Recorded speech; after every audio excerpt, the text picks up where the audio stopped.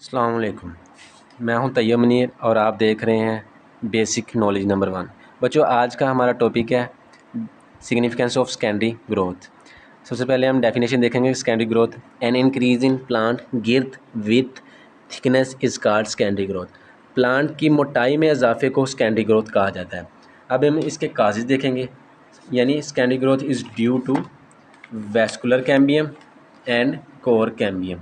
Vascular cambium की वजह से होता है और कोर कैम्बियम की वजह से होता है। Vascular cambium is ring of highly dividing cells that present between primary xylem and primary phloem. यानी वैस्कुलर कैम्बियम वो हाईली डिवाइडिंग सेल्स का रिंग है जो कि प्राइमरी जाइलियम और प्राइमरी फ्लोइयम के दरमियान मौजूद होता है। Cells of vascular cambium divides and form secondary xylem and secondary phloem. यानी वैस्कुलर कैम्बियम के सेल्स डिवाइड करते हैं और फॉर्म करते हैं secondary xylem and secondary phloem. यानी सेकेंडरी जाइलियम और सेकेंडरी फ्लोइम वैस्कुलर कैम्बियम के डिवाइड होने से बनते हैं। अब बात करते हैं सेकेंडरी जाइलियम कहाँ पर मौजूद होते हैं। Secondary xylem is formed inner to the vascular cambium and secondary phloem is formed outside to the vascular cambium. अब बच्चों, ये क्लियरेंस आपको डायग्राम से ही होगी। बच्चों को ज़्यादातर डायग्राम नहीं समझ आती, मगर मैं आपको क्लियरेंस के साथ आपको डायग्राम समझाऊंगा बच्चों। अब बच्चों, ये है प्राइमरी जाइलियम, ये है प्राइमरी फ्लोइम। हमने वैस्कुलर कैम्बियम की तारीफ में पढ़ा है कि वैस्कुलर कैम्बियम प्राइमरी जाइलियम और प्राइमरी फ्लोइम के दरमियान मौजूद होता है। यानी ये है प्राइमरी जाइलियम, ये है प्राइमरी फ्लोइम और ये वैस्कुलर कैम्बियम मौजूद है। अब वैस्कुलर कैम्बियम डिवाइड करेगा अंदर की तरफ, यानी अंदर की तरफ डिवाइड करे ये इस तरफ, तो सेकेंडरी जाइलियम बनेगा। अब बाहर की तरफ डिवाइड करे तो क्या बनेगा, सेकेंडरी फ्लोइम। अब बच्चों हम बात करेंगे secondary xylem. The secondary xylem causes most of increase in stem thickness. ये स्टेम थिकनेस की मेन वजह है। The secondary xylem appear as a layer, ये लेयर बन जाती है। They are visible as ring, ये रिंग की तरह नज़र आती है। Called annual growth ring. Since one growth ring is formed in 1 year, their number indicate the age of tree. अच्छा बच्चों, इसमें बताया गया है कि 1 ग्रोथ रिंग बनती है 1 साल में। Their number indicate the age of tree.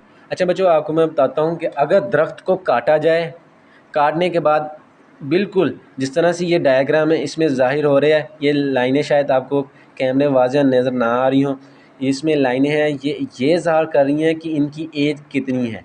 एक एनुअल ग्रोथ रिंग बनती है हर 1 साल में, जिससे ये पता चलता है कि इनकी उम्र कितनी है। अच्छा बच्चों, अब अगला टॉपिक है sapwood. The active portion is called sapwood. जो कंडक्ट करता है यानी जो गुजरने देता है वो है sapwood. It conducts water and present at the sides of stem. बच्चों, ये दरमियान में आप देख रहे हैं, ये नहीं, बिल्कुल साइड पर। हमने तारीफ में पढ़ा जो साइड पर मौजूद है, ये है सैपवुड, जहाँ से पानी गुजर सकता हो। और दरमियान में है हार्टवुड, जो हार्ट दरमियान में मौजूद है, यानी ब्लैक जो है वो हार्टवुड है। अब हम हार्टवुड की तारीफ भी देख लेते हैं। हार्टवुड की तारीफ में कह रहा है the inactive non conducting would is called heartwood, जिसमें पानी खुराक वगैरह गुजरती ना हो। इसमें क्या मौजूद होगा, क्योंकि ऊपर वाले में सैपवुड में तो पानी की रफ्तार यानी पानी गुजर सकता होगा, पानी खुराक जो प्लांट को ज़रूरी होता है। अब हार्टवुड का क्या फ़ायदा है, हार्टवुड में क्या होता है वो अब हम डिस्कस कर लेते हैं। It is present in centre of the wood, जो हमने ऊपर बात की थी कि दरमियान में मौजूद होता है लकड़ी के। It has a variety of chemical such as resin oil and gums. इनमें रिजाइन ऑयल एंड गम यानी ये केमिकल मौजूद होते हैं, किसमें, हार्टवुड में। These provide a resistance to decay and insect attack. ये प्लांट में इंसेक्ट के अटैक से प्रोटेक्शन देता है। फॉर एग्जांपल इन रेडिश डार एंड कोनिफर, रेडिश डार और कोनिफर जैसे प्लांट में। अब बच्चों, हमने कैलस की बात करनी है। कैलस क्या है, callus is a mass of undifferentiated parenchyma cells. नामालूम, बिल्कुल एक दूसरे से गैर मुतवातर पैरेंकाइमा सेल्स का मास होता है, यानी काफ़ी हजूम होता है। That is formed at wounded side, जो कि ज़ख़म जैसी जगह पर बनता है। अगर किसी जगह पर प्लांट में कट लगा दिया जाए, उसमें से आहिस्ता आहिस्ता उनमें से केमिकल रिमूव होने शुरू हो जाते हैं, और अगर देखा जाए तो हफ्ते डेढ़ में उस पर कुछ लेयर सी आ जाती है, ब्लैक सी, उसको बच्चों हम कहते हैं कैलस।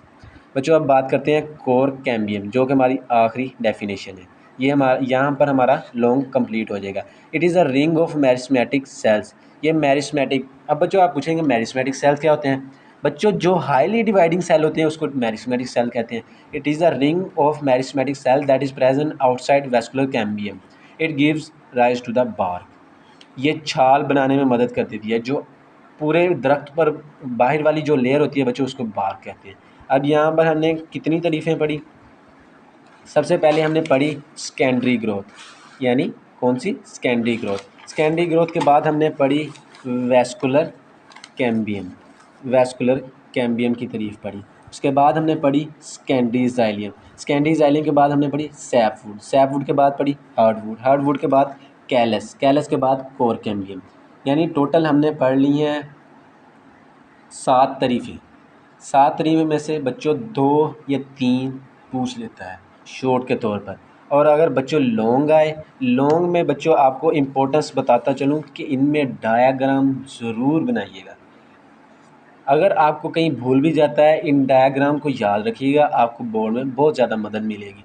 इनसे आपको याद आ जाएगा। जिस तरह अगर भूल जाता है वेस्कुलर कैम्बियम क्या है, ये अगर आपको डायग्राम आती होगी तो डायग्राम की मदद से आप आसानी से लिख भी लेंगे अपने अल्फाज में क्या है वेस्कुलर कैम्बियम और किस लिए है और कहाँ पर मौजूद होता है, इसके डिवाइडिंग से क्या होता है। इस तरह से बच्चों, ये था आज का हमारा टॉपिक। अल्लाह हाफिज़।